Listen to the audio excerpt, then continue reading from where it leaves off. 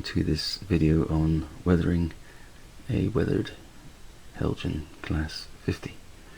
So I bought this Class 50 as part of the Rails of Sheffield crazy sale, which at the time of recording this is still on, but basically they were 47% off, so not one that I was planning to buy, but at that sort of discount then I couldn't help myself. With all the breakage straight of a Kit Kat. Anyway, I've never bought a weathered locomotive before because I've always enjoyed doing weathering, and I know weathering's a bit of a marmite subject, a bit like graffiti. Some people weather everything, some people go too far, some people don't even go far enough. I enjoy weathering, and there's been a lot of criticism of the Heljan factory weathered stuff, and I can see why. It's pretty blunt. This one's not too bad though. It's not got any of the horrendous blobby things that I've seen on some on the nose, but you know, it's not bad, but it doesn't capture really the essence of what these things look like towards the end of their life in this livery. As usual, the usual disclaimer applies here that I'm not saying this is the way that you should do it. This is just the way I'm going to do it. So just a quick video on how I turn this weathered locomotive into a weathered locomotive. So the first thing always when weathering a locomotive is to get a good reference image that you're trying to replicate. So I've got this one of Courageous at Willand, found on the internet. Lovely photograph, and as we can see, lots of good detail. It looked pretty rough towards the end, so nice faded blue, roof obviously chipped, some rust around the windows. So yeah, I would definitely recommend, if you're going to get into weathering anything, that you actually find the best reference that you can, and then try to replicate that rather than trying to do it from memory, because weathering certainly is different for each locomotive and the conditions that it was under when it was in service. So the plan with this is to pale down the blue sides, obviously spend a bit of time with the flaking the paint on the roof and on the head coat box, and then do some of the streaking down the sides, and again the rust around the window frames. So yeah, follow along as I try to create this image on my Class 50 from Heljan. First thing I'm doing now is just to lighten up this blue, so I'm just using a diluted white to take off some of the darker colours. You can see here, if we compare both sides, this one's light and this one's still got this blue. So now I'm gonna go up this side and try to knock off that bright blue, so that we get it like this side. So now you can see it's just got both sides looking a lot more toned down, a lot less of the bright blue. Next up, I'm using this paper mask to just get some lines down the side of the locomotive, and as you can see, you get a little bit, you know, where you'd expect the water. Again, going back to your reference photograph, but this is just coming off the rain strip here, the rain strip down this end. So again, reference photos, everything. So keep checking back with that to get an appropriate look. But yeah, if you use a mask, then clearly you're going to get more defined lines, and you haven't got to rely on just on your airbrush skills to get it sorted. See, now we've got some drip lines down the side of the the locomotive as per the reference photograph. And just looking at the other side, same again.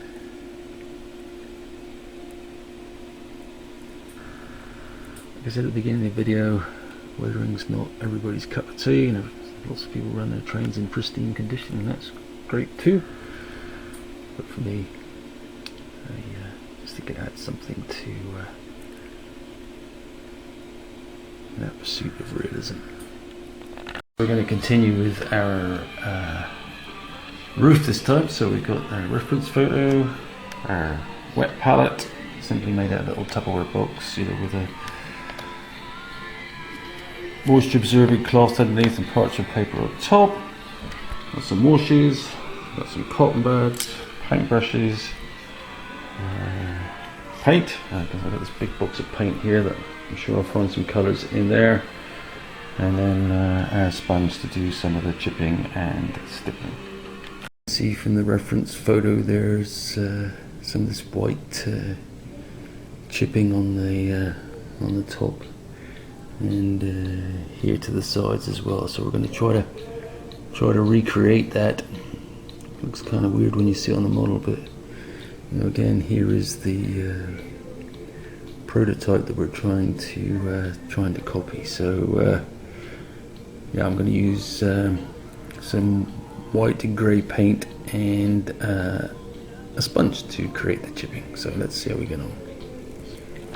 So what we can see we're doing here is just taking some paint. This is a sea sponge. So, and then we're just dabbing this on the top. Don't need a lot, you need to build this up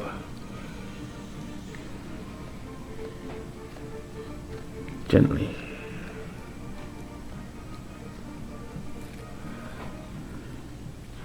Okay, let's see.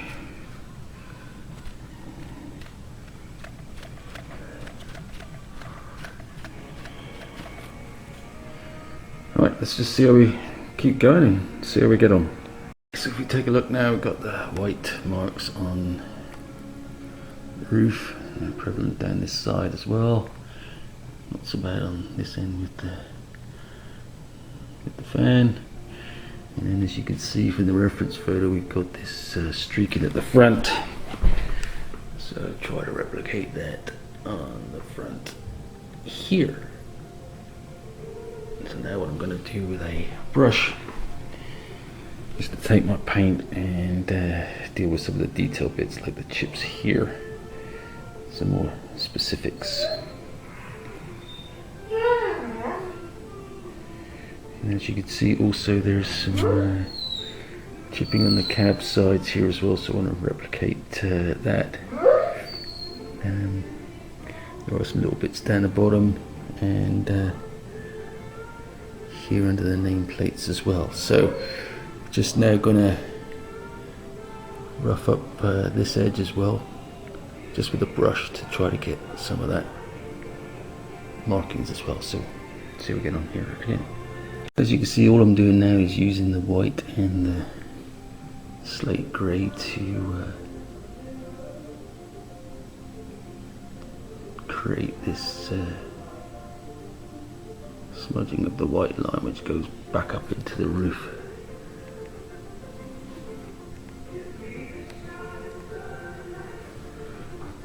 It's this bit that we can see here. So again, going back to your reference photo, this piece here.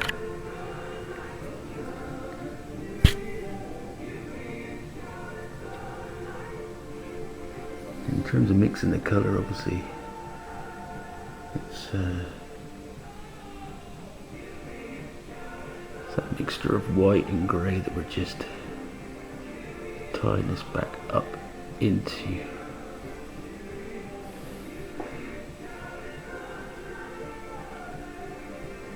The roof. Again, it's all about having that reference photo. Just keep going back to that and making sure you're just recreating what you're seeing, rather than what you think you're seeing. And what we've got here is a 000, oh no, 0 brush, a sable brush. So again, don't skimp on the brushes. And there's a lot of people that say, you know, oh, get my cheap brushes from Walmart or whatever else, but the reality is, with brushes, like most things, you get what you pay for. So don't skimp.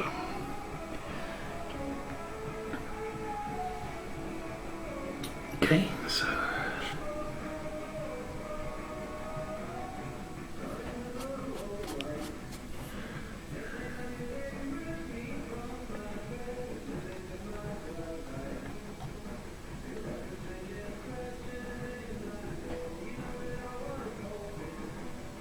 trying to create that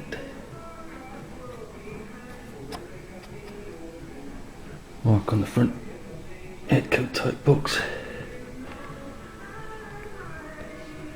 Again, going back to reference photo. Okay, we'll keep going and come back to this again in a minute.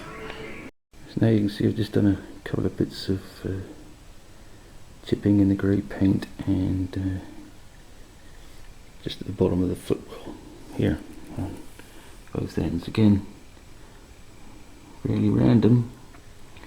Again, refer back to your picture, your reference picture. Try to recreate that. So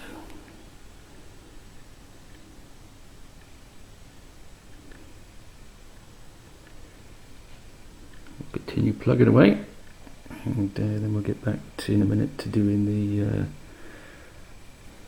rust pieces along here, again as per the prototype.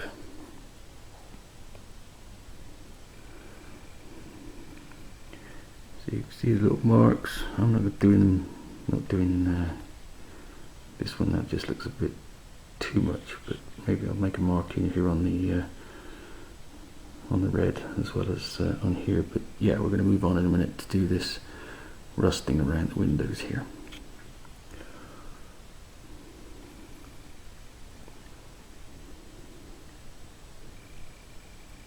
Now, as you can see, I've put some marks in the red line as well, both ends, again just to mimic the prototype picture. Just an additional bit here, we just noticed on the picture that the red on the bottom of the door sill is coming off, obviously where the drivers get in and out. So important to capture that too. As you can see, just using a small brush, we're able to get these little rust chips as per prototype, and on the grab handles to get up to the clean the windshield. Obviously here where the water might catch in the corner, and here and here, and then there's specific chips here that I took from the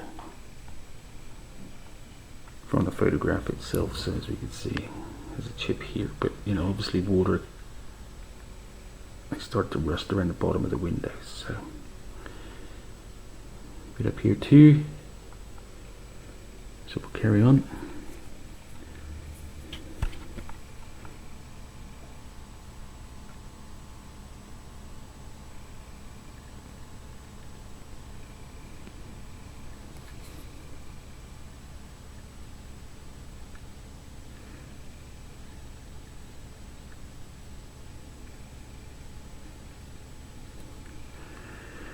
There we go, and now we'll move to the side windows. We've got some rust here obviously, and then where the handles are getting up, and then obviously down here on the steps too, and at the bottom of the vents. So again, it's just a case of working your way around a locomotive, constantly coming back to your reference photos, and yeah, keep going. Using a mix of, in my wet palette, of quite reddy rust, but then also black, and I'm mixing the two together, so we're getting a variation in terms of the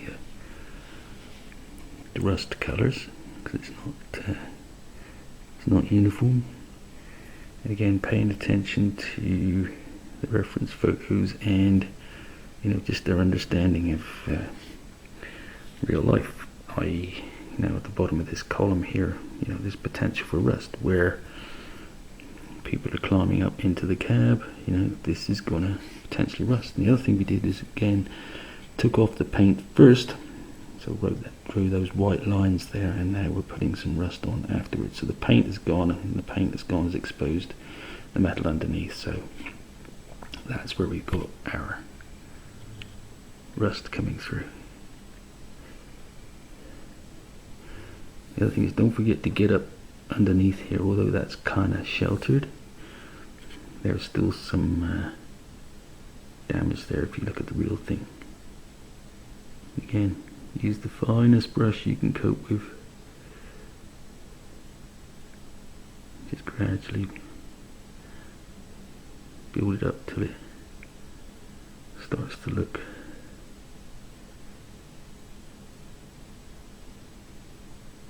like the real thing.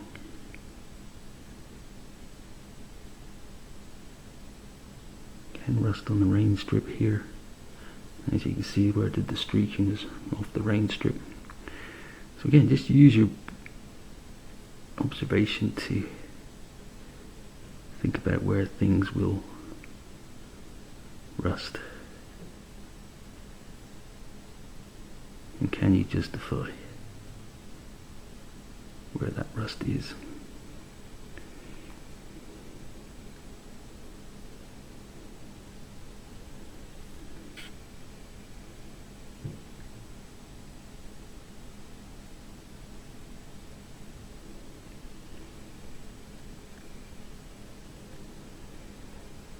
Okay, cool, we'll crack on. So that's it for the rust bits. I have just touched a few of these hinges, but obviously the roof is normally very smoky and dirty, so I'm not going overboard with that one. So wash next.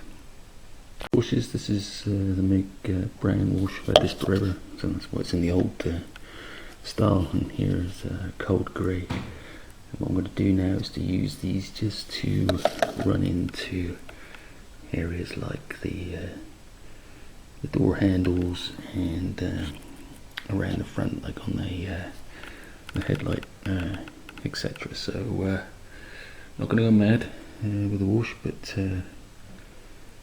it's just going to bring out those handles, so I'll show you what that looks like in a second.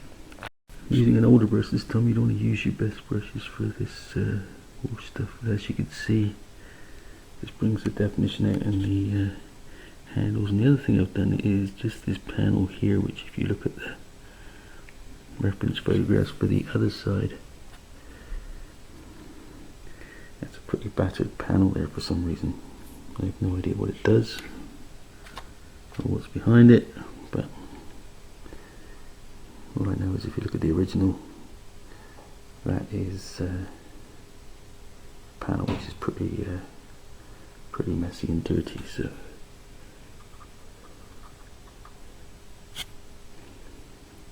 do the other side. I'm going to use the brain wash to bring out some of the details around the highlights, particularly around the front. So the problem with the factory weathering is you get these spray shadows, which doesn't look prototypical at all. So what we're going to do is we're going to run the wash around there to try to disguise that as much as possible. Plus I need to put some on this ledge here, because as we saw from the prototype, it gets a heavy build up there where rain's obviously just sat on that ledge below the windshield. Anyway, let's give it a go and see what difference it makes. So after the wash, you can see we've just about got rid of the spray shadows, and it's got some nice distinct rivets and bolts, which looks okay, I think. And then you've got this rust area just on the ledge underneath the windows. Yeah, there we go. So just put some brown wash on this piece as well, because I noticed from the reference photo that that had a sort of brown hue to it. But there we go. So